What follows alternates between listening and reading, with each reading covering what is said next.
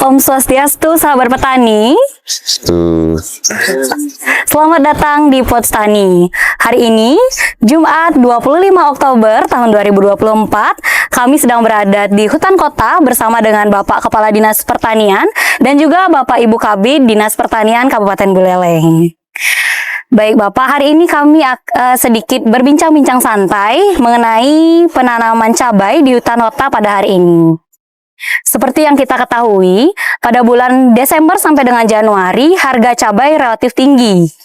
Dengan adanya penanaman cabai di hutan kota hari ini, apakah bisa membantu menekan inflasi pada bulan-bulan berikutnya? Baik, terima kasih ya. Hari ini luar biasa. Jadi seluruh staf Dinas Pertanian melaksanakan giat penanaman cabai. Tentu ini menjadi bagian yang tidak bisa kita pungkiri, bahwasannya sebuah tugas dan fungsi tidak hanya sekedar mampu berbicara, tetapi juga mampu mengeksekusi. Pemerintah itu tidak hanya perencana, pelaksana, tetapi juga mampu memberikan eksekusi. Jadi kepastian atas baik teknik, cara melakukan budidaya yang baik. Nah, hari ini kita wujud nyatakan itu di sebuah kawasan perkebunan yang dimiliki oleh Pemkab Buleleng, yaitu tepatnya di hutan kota. Tentu ini juga menjadi bagian yang sudah memang kita rencanakan. Kenapa? Karena kalau tadi disampaikan bahwa bulan Desember, Januari itu terjadi peningkatan nilai harga jual cabai, apalagi cabai rawit. Iya. Nah, ini tentu kita harus sudah membuat sebuah schedule, jadwal, terus merencanakan budidaya yang kira-kira di pasaran bisa laku. Nah, ini juga akan diketok tularkan kepada petani. Nah, agar petani mampu juga bersaing nantinya. Semakin banyak petani atau masyarakat tani yang menanam tanaman cabai, nanti tentu harganya akan semakin stabil. Tidak lagi ada lonjakan. Dan juga kenapa harga itu di bulan Desember Januari? Karena di sana akan ada mulai curah hujan atau hujan mulai turun. Sedangkan namanya cabai ini tidak kuat di musim itu. Nah, tentu teknik budidayanya harus berbeda juga. Maka dari itu kitalah yang menjadi pionir, kitalah yang menjadi pemula untuk budidaya tanaman cabai, agar di masa atau di bulan Desember Januari itu betul-betul kita mampu tekan nilai tinggi itu, jangan sampai menjadi inflasi. Ini salah satu sebuah waktu timing yang tepat untuk menjaga nanti di bulan Desember Januari ini agar tidak terjadi fluktuasi harga terlalu tinggi, khusus di komoditas cabai. Nah, ini salah satu yang kita siapkan di hari ini. Dan tentu jenis cabai juga menjadi pilihan. Banyak jenis cabai. Nah, yang kita tanam hari ini adalah jenis cabai rawit dari lokal, jadi Desa Pakisan. Kita sangat berharap bahwa komoditas cabai lokal kita menjadi primadona di Kabupaten Buleleng, dan bahkan ini bisa dibawa ke luar daerah. Dan tentu atas itu kita Dinas Pertanian menjadi wajib hukumnya untuk mengembangkan jenis cabai Pakisan ini sebagai sebuah komoditas unggulan lokal di Kabupaten Buleleng. Baik, berarti perencanaannya sudah mantap sekali ya Bapak ya. Iya. Oke, tadi ngomong-ngomong soal musim penghujan nih Bapak. cabai merupakan tanaman yang mudah sekali terserang OPT, terutama di musim hujan. Adakah langkah-langkah yang sudah Bapak persiapkan untuk menanggulangi masalah ini? Iya, kalau kita berbicara dari hari ini, tentu tidak hanya langkah-langkah di musim hujan kita antisipasi. Langkah-langkah di musim sekarang ini, musim di mana belum pancaroba lah, tetapi masih pada posisi perpanjangan musim panas atau kita kenal dengan El Nino. Iya, benar. Nah, ini tentu Pak Kabid PSP sebagai bagian dari sarana prasarana menyiapkan sumber pompanya untuk memastikan bahwa tanaman cabai yang kita tanam ini bisa terairi. Ini salah satu. Yang kedua, ketika musim hujan kayak gimana sih? Nah, antisipasinya salah satunya adalah kita membuat bedengan atau penanamannya memang tinggi bedengan minimal sudah 30 sampai 50 cm. Ini antisipasinya ketika ada musim hujan, air tidak tergenang di perakaran. Nah, ini kelemahan dari tanaman cabai. Di satu sisi juga, kalau memang budidayanya mau di musim hujan, mestinya juga menggunakan lapisan di atasnya, atau orang sering kita lihat di Pancasari ya. Jadi menggunakan tidak hanya di bawahnya mulsa plastik, tapi di atasnya juga dibuat seperti payung-payung agar hujan di malam hari itu bisa tidak merusak daun, cabang, ranting, apalagi bunga yang mau mekar. Memang teknik budidaya di musim hujan ini 2 kali kerja, tetapi kalau dilihat dari tagnya harga itu cukup signifikan juga.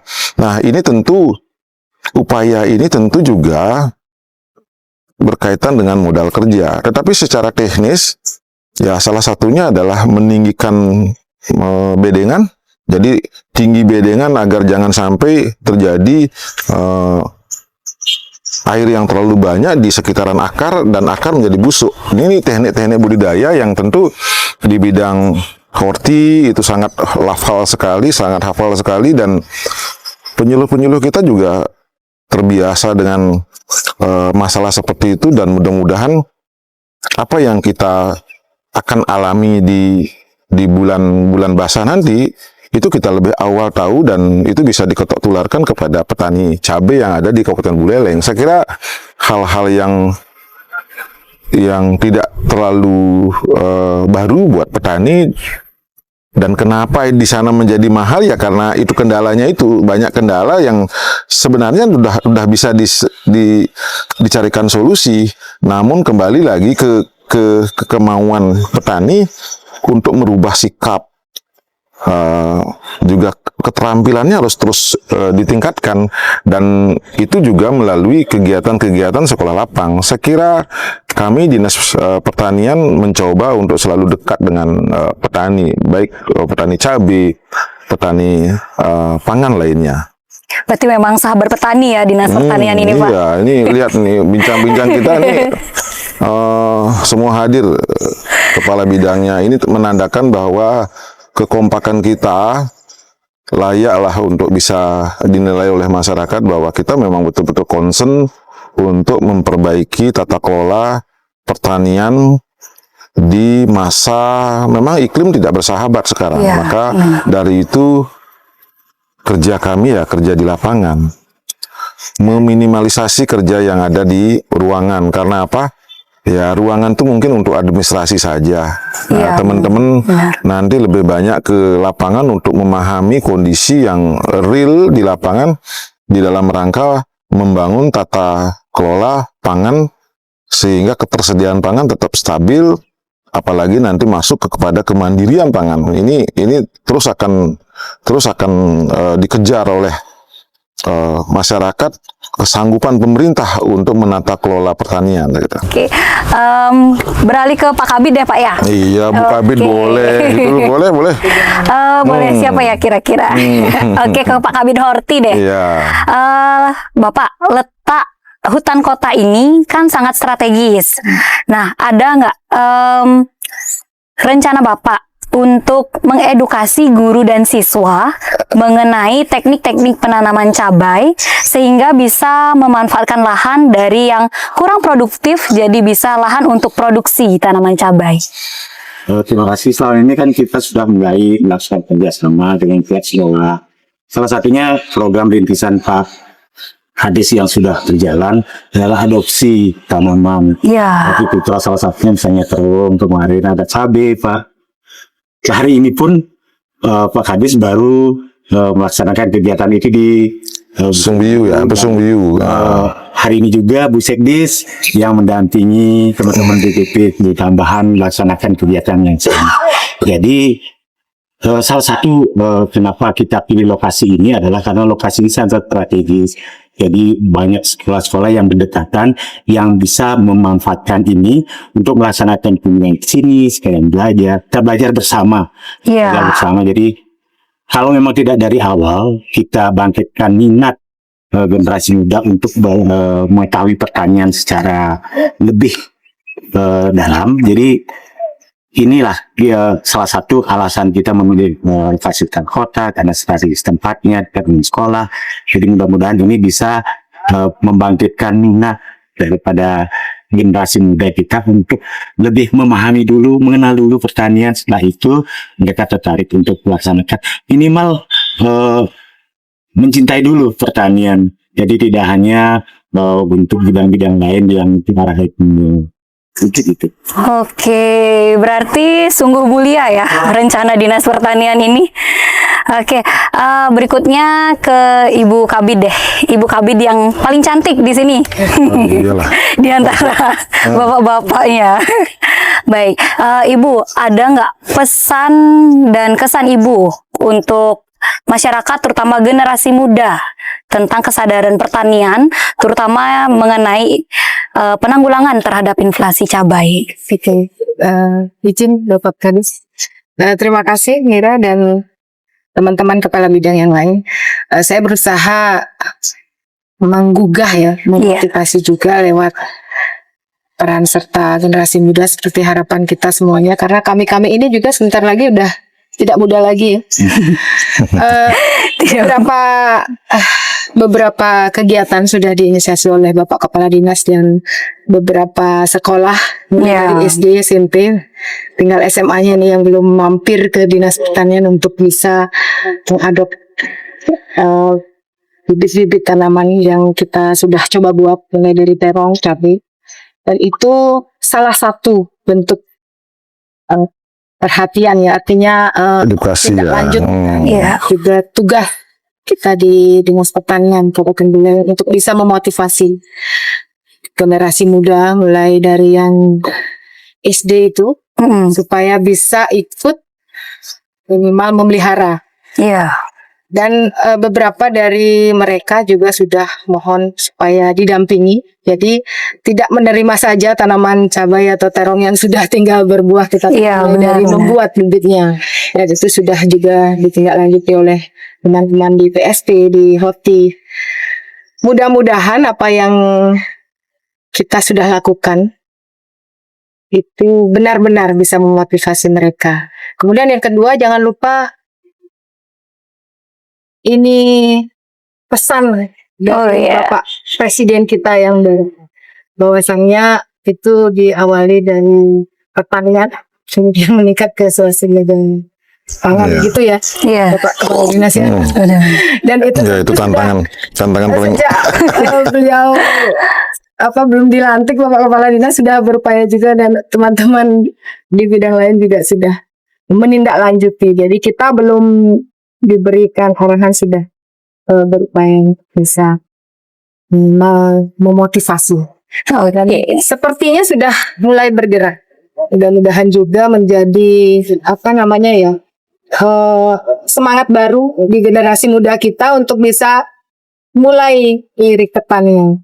Dan hutan kota ini juga sudah seperti disulap ya, katakan ya, dari dari lahan yang sama sekali nggak pernah, jangankan dilirik, sepertinya terlupakan bahwa ini ada lahan yang juga mampu untuk bisa sekarang malah menjadi sebuah destinasi Destinasi integrated farm.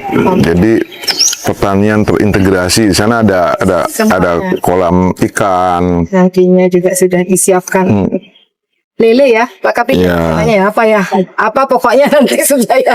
Wah, berarti Supaya nanti ada lelenya. Ya, ya entah bisa mungkin ya. Budidaya lele. Kalau nila itu sudah ada sana. Di sana. Dan bahkan ada Ya. kolam pancingnya. Itu bagus. Lihat Bahkan nanti menjadi destinasi ya, Bu ya. Ya bisa jadi seperti itu harapannya karena itu memang perlu waktu juga untuk apa yang Mira katakan tadi bisa memotivasi dan juga ke pertanian kembali. Iya. Ke Bapak Kabid PSP deh. Bagaimana nih Pak kesannya selama mempersiapkan kegiatan-kegiatan di sini? Kan Bapak nih yang paling ini Kabid PSP Paling prasarana, paling iya. inten ya. Paling intens Bapak di sini. Pak. Terima kasih Iya. Bapak Kadis, Iya, iya. teman Kabid. Jadi untuk olah lahan memang kondisinya di lahan hutan petani ada lahan sekitar 1,9 hektar. Wah, luas berarti. 1,9 hektar itu Ya. pertamanya memang kondisinya akses dulu. Kemarin dengan TNI kita dibantu akses jembatan. Jadi dengan akses jembatannya sehingga sarana prasarana kita bisa masuk. Jadi Oh, jembatan yang di depan ya Pak Iya. ya? sehingga alat mesin pertanian kita bisa masuk.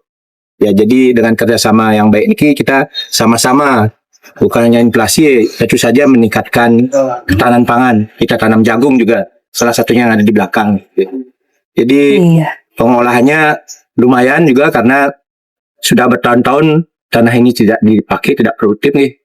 Pernah traktor kita sampai tenggelam dapat, tapi bisa kita tarik juga. Jadi tentu saja dengan alat-alat modern ya. Jadi kita menstimulan generasi muda juga dengan alat-alat pertanian kita yang ada gitu. Jadi generasi muda tanpa alat-alat pertanian tidak akan bisa menuju ke pertanian yang maju mandiri modern seperti cita-cita untuk kedaulatan pangan kita. Iya. Nah, jadi kita di PSP selain di sini kita juga berusaha menstimulan generasi muda dengan alat-alat pertanian yang ada seperti bantuan yang sedang kita ginikan nih, galakkan. Kemarin ada pompa, termasuk juga peralatan Internet of Things, Smart Greenhouse yang mungkin sudah kita bangun di Pacasari nih. Beberapa sudah kita bangun nih. Kemudian juga terkait dengan pupuk sarana-sarana kita. Jadi pupuk subsidi 9 komoditas kita masih fasilitasi. Jadi ada padi, jagung, kedelai, cabai, termasuk cabai nih, untuk inflasi cabai, bawang merah, bawang putih, kemudian kopi, tebu dan kakao. Jadi ya pupuknya ya. pemerintah sudah merangsang petani, jadi petani tinggal bekerja ya sepenuh hati untuk kedaulatan pangan. Mungkin seperti itu. Baik, berarti ini perencanaan dan eksekusinya sudah mulai melangkah ke sasaran yang tepat. Ya, karena itu tadi pemerintah tidak hanya sekedar mampu merencanakan, tetapi pemerintah juga mengeksekusi. Itulah sulitnya pemerintah. Maka saya sangat berharap bincang-bincang kali ini atau apa yang giat hari ini tidak membuat lelah. Iya. Pastinya bahagia ya Bapak Ibu Kabid ya. Ya, pesan saya kan jangan pernah lelah ketika kita sudah berbicara tentang pertanian, karena tentu pertanian akan memberi dampak. Hal kecil saja ketika kita berbicara tentang edukasi. Coba lihat di media sekarang. Kita hanya mampu berbicara menyiapkan generasi emas. Posisi sekarang adalah generasi milenial, gitu. Tapi lupa bahwa kita ada di sebuah garis khatulistiwa, kita ada di sebuah wilayah kawasan produksi yang memiliki klimatologi tentang pertanian. Iya. Lebih dominan ke pertanian. Nah, tentu masalah ke depan kalau hanya kita mampu berbicara tentang milenial dan penyiapan generasi emas, kita akan tidak punya waktu untuk bagaimana menata kelola agrarisnya. Iya. Sebuah kawasan agraris dengan sumber daya manusia yang tidak mampu menata pertaniannya. Nah, ini yang kita takutkan. Maka dari itu, mau tidak mau, suka tidak suka, kita selaku bagian dari pemerintah yang ditugasi atau dibebani atas tata kelola pertanian, tentu jangan pernah lelah dan lupa akan edukasinya. Iya. Nah, kita mulai dari sekarang. Tidak ada kata terlambat, iya. Iya, untuk memulai. Bahwasannya hari demi hari kita akan ajak semua siswa yang ada di Kabupaten Buleleng ini untuk melakukan penanaman bukan hanya pohon, tetapi yuk nanam sayur, yuk nanam tanaman hortikultura yang kira-kira minimal dia mandiri pangannya. Iya, pangan mandiri. Iya. Nah, ini menjadi momentum yang sangat baik, apalagi sekarang dengan kepemimpinan baru Pak Presiden Prabowo mengatakan secepat-cepatnya harus swasembada pangan Indonesia ini. Nah, itu tentu tantangan buat kita. Nah, dimulai dari kita. Tentu kita harus siap. Tentu kita harus sanggup itu. Tidak ada kata tidak siap. Karena apa? Karena kita bagian dari pemerintah. Pemerintah bagian dari masyarakat. Masyarakat bagian dari rakyat. Nah, rakyat itu siapa? Rakyat itu adalah petani. Iya. Nah, tentu akan balik lagi. Jadi sebuah rantai yang mestinya tidak terputus dan harus ada bukan hanya hulu sampai hilir, tetapi harus ada yang memulai untuk prosesnya, edukasinya ini harus ada gitu. Jadi jangan hanya mengandalkan di formal di sekolah, gitu, tetapi juga informalnya itu harus laras. Nah, kita tidak menyalahkan siapa-siapa, tetapi kita dalam kapasitas membangun tata kelola pertanian itu jangan lupa juga edukasinya. Jadi itulah yang menjadi harapan kami ke depan agar ya pertanian tetap menjadi bagian pondasi dasar atau ilmu dasarnya kehidupan ya, untuk mencapai sebuah kebahagiaan hidup. Ya, saya kira itu ya waktunya sudah cukup untuk bincang-bincang bersama Kepala Bidang Lingkup Dinas Pertanian Kabupaten Buleleng. Iya. Baik, sahabat petani, demikian tadi acara bincang santai kita bersama dengan Bapak Kepala Dinas dan juga Bapak Ibu Kabid yang hari ini sudah berada di hutan kota. Baik, demikian Pod Tani hari ini. Sampai jumpa di Pod Tani berikutnya. See you!